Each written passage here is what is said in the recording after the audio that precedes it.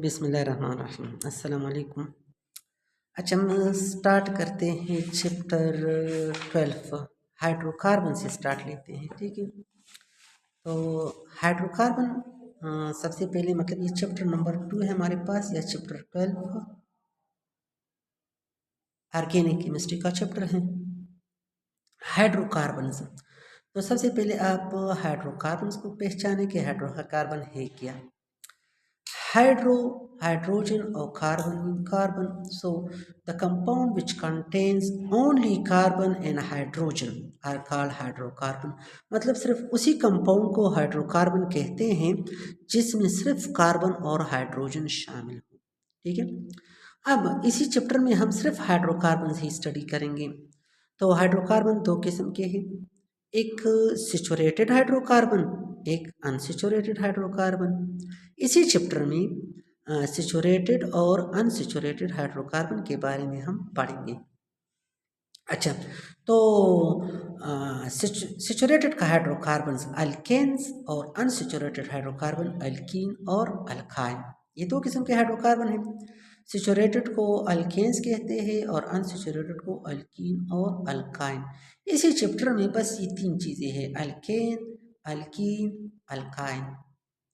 तो एक एक हम पढ़ेंगे। सबसे पहले हम अल्केन पढ़ते हैं कि अल्केन क्या चीज़ है।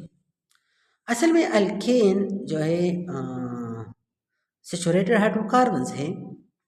Saturated hydrocarbons contains all single covalent bond between carbon carbon atom. Carbon carbon atom के दरम्यान इसका सिंगल कोवेलेंट बॉन्ड होगा। मतलब जिसके कार्बन के दरम्यान सिंगल कोवेलेंट बॉन्ड होते हैं तो वो तमाम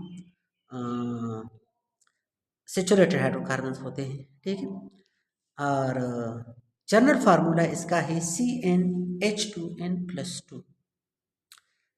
ये n number of carbon show करता है। n की जगह आप कोई भी नंबर पुट करते हैं 1 2 3 4। देखिए, इससे पहले आपको ये याद करना पड़ेगा, ये मैंने लिखे हैं यहाँ पे और बुक में भी मौजूद है, मीथेन से लेकर डीकेन तक। कि 1 को मीथ कहते हैं, 3 को प्रोप। बस आप ये मीथेन इथेन प्रोपेन याद करें, फिर नाम आप चेंज कर सकते हैं, प्रोपीन, प्रोपाइन और प्रोपाइल इसी तरह।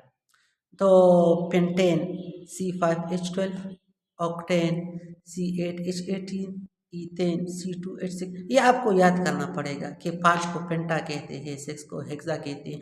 अब बिल्कुल याद पे आपको पहले से मतलब चैप्टर से पहले आप ये याद कर लें, ये 1 से लेकर 10 तक कि आपको इस तरह आते हैं methane, ethane, propane, butane, pentane, hexane, heptane, octane, नोनेन, decane. इसी तरह आपको आते हो तो फिर आप समझेंगे इस पर।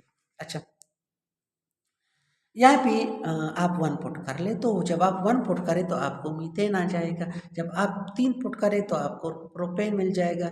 जब आप 7 पुट करें तो आपको हेप्टेन मिलेगा। मिसाल के तौर पर देखें, हमने यहाँ पे 1 पुट कर लिया तो CnH2n, इस n की जगह 1, 2 अपनी जगह पे, n की जगह 1 और ये +2। तो C11 तो हम लिखते नहीं, 2 1 ज़ा 2, 2 और 2 4, तो ये आ गया। This is called 1। तो 1 को मीथ कहते, मीथेन है।